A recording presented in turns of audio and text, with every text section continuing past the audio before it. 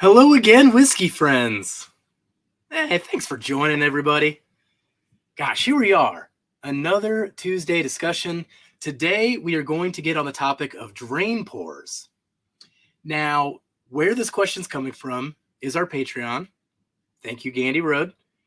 And what he wanted to know was, have I ever been in a situation where I actually executed a drain pour?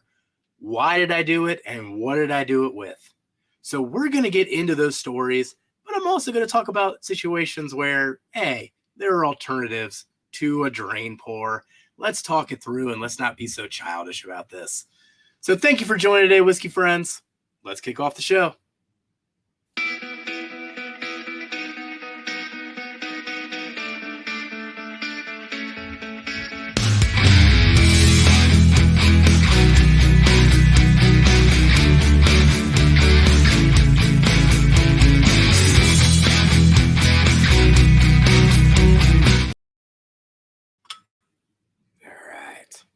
So for today's video, what I'm theoretically going to be sipping as I just talk is going to be a George Dickel 15-year single barrel, because I am going to talk about a lot about Dickel.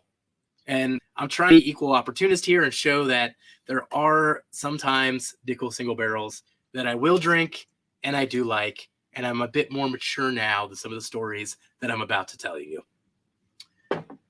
But just to define a drain pour, just make sure everyone's on the same page, it is essentially a situation where you spent hard-earned money on a whiskey and you have reached the conclusion that you dislike this whiskey so much that the only satisfaction that you are going to glean from it comes from uncorking it above a sink and watching it go down the drain, and that's it. That's where your satisfaction is going to derive from, because there's no satisfaction at all to be had drinking the whiskey.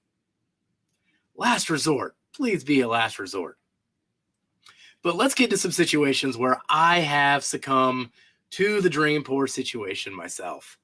And ultimately, what is typically behind both of these stories is me not reading labels and me being so disappointed and let down that I let those emotions get the best of me and I poured some actually expensive whiskey down the drain.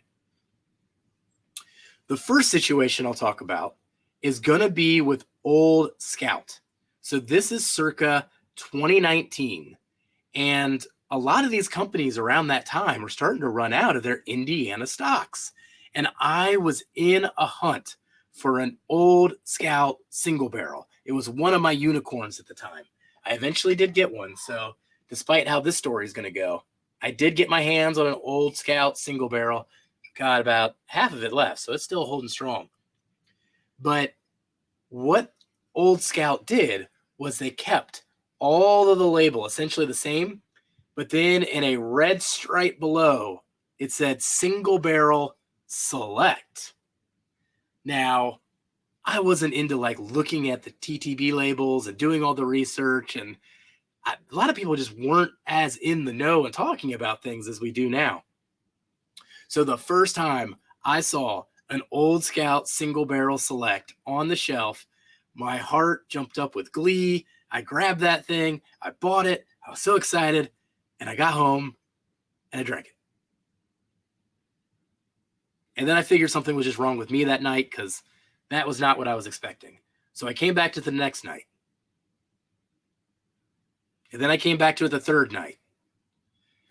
And that thing, it was like just not consumable. Like something was just dang wrong with it. It ended up being a 14-year low proof single barrel Tennessee whiskey. And ultimately, blame's on me. I didn't turn it around to see the distilled state. You gotta read where it's distilled on the label, and then hope the labels are, not lying to you. But you gotta pay attention to those details. And that was the first time I got burned by that. And I was so not into that whiskey that I couldn't even bring myself to like serve it to a guest. Like I was just like, this is done. Like this is not in the house anymore. I value space more than I value my money and this whiskey. And I dumped it down the drain and I threw it in the recycling. And that bottle was gone. And then about 2 months later, a store got in a Joseph Magnus single barrel pick. And I have had some of those before. They were such great MGP single barrels at the time, and they were so affordable too. I mean, a lot of times they were like 110, 120 bucks for 13-year single barrel MGP, single barrel Indiana. Yes. So my store got that in. I bought it. It was nice and dark. I got it home. I opened it and I drank it. And it was Dickel again. It was dang Tennessee again. Turn it around and it was clearly stated right there on the label, distilled in Tennessee. And I did not wait and just turn that thing around before I spent like $120, $130 on that single barrel. I just got so excited. I finally found a Joseph Magnus on the shelf. Didn't have anything to do with any secondary or any other avenues to get it. It was there. And it was Tennessee. I didn't even know Joseph Magnus got anything from Tennessee. I didn't even think about turning around the label. So yes, fool me once, shame on me. Fool me twice. Wait, fool me once, shame on you. Fool me twice, shame on me. Shame on me both times. Turn it around, look at the distilled state, keep an eye on those, because I think the one thing that'll lead to a drain pour more than anything else is not knowing what you're drinking when you buy it, and then you buy it, you come home and you're disappointed it's not the thing you thought it was. Now, there are other avenues than the drain pour. The drain pour's got to be the last resort. I mean, I get it. You want to laugh at it as you're like pouring it down the drain, and you get those people that record the videos of themselves pouring it down the drain to just get like that inch of satisfaction. You're trying to get some return on your investment, and if that's the only way that it can happen, you be you. But you can find other people that might like that profile. So, I'd feel real bad pawning it off on my whiskey friends, okay? If I didn't think that they would like it and I gave it to them anyway, though. I'll go back to that story in just a moment. But ideally, I mean, you can use it as a mixer, or you got that family member who likes to load up the cup with ice, up to here, and then pour your whiskey in it. Give them that. Let them ice it down. Maybe it tastes great at 20 proof. But there's alternatives. Don't do the drain pour unless you absolutely have to. Now, one story I'll give you here was a great exchange. This worked out well. So the Whiskey Fancies, go check out the Whiskey Fancies on YouTube if you don't check them out already. But we were talking on one of our late night streams, either on Big Vic's channel or on Bourbon's channel over at Whiskey Uncensored. Maybe it was Cheech's channel. Either way, it was one of the pub styles. And they were talking about this Frey Ranch single barrel and how it was so overwhelmingly floral that they couldn't drink it. And my ears perked up because I was like, hey, Frey Ranch is my wife's favorite brand, and she specifically likes it because it's floral. So let's put it to the test. Let's see how floral she can go. So I asked the Fancies if they're not going to drink it, if they just are done with this bottle, I will find it a home. I will find somebody to love it. And look, my wife's put a dent in it already. I just got to make sure that she's warmed up to the 130 proof punch that is a Frey Ranch single barrel. But she likes it. When it came home and I tried it, I was like, "Ooh, that's way too floral." So I agree with them in the end. But still, we found a home for it. So talk to your whiskey friends. Understand their profiles. Maybe they like Dickel. Figure it out. Find it a home. That's easy. That's an easy way to do it. If you don't have the space and commodity on your shelf to hold on to something that you can't find a use for, find somebody else. And then if you can't find somebody else, okay, fine. Go with the drain pour. Maybe light it on fire. Have some fun. I do not condone lighting it on fire. I don't know why I said that.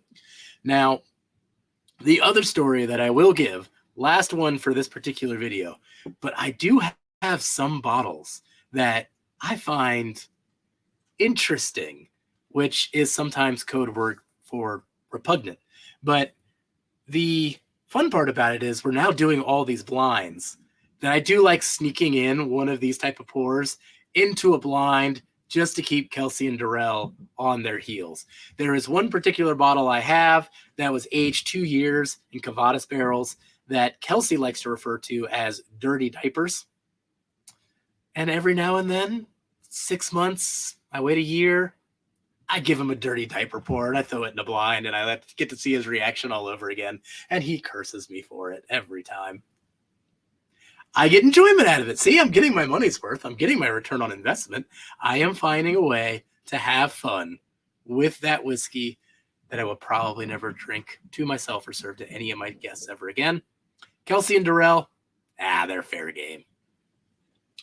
So that is my take on drain pours. Yes, I have succumbed to the urge before. In both cases, they were Tennessee whiskey.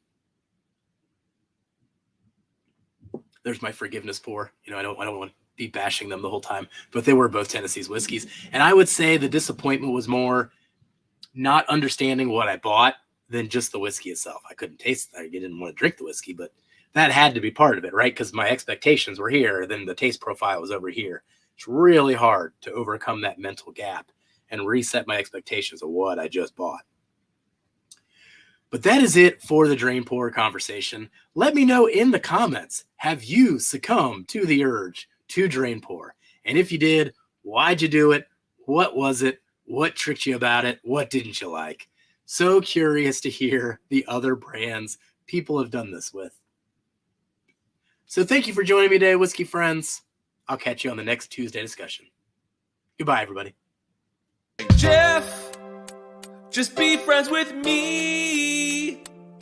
But you have these whiskey friends, and you say hello again. Oh, Jeffrey, you should just be friends with me. But you have these